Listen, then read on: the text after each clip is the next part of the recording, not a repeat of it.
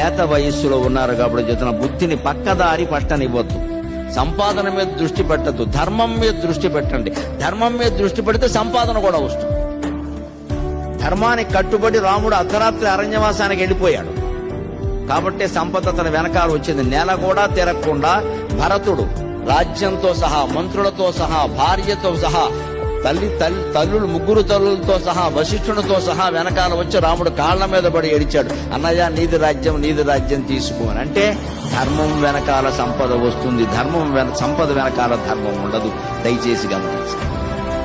నాకు చాలా ఆనందంగా ఉంది. ధర్మం పేరు చెప్పగానే చప్పట్లు కొట్టి యువతరం తయారవుతోంది. I make the country.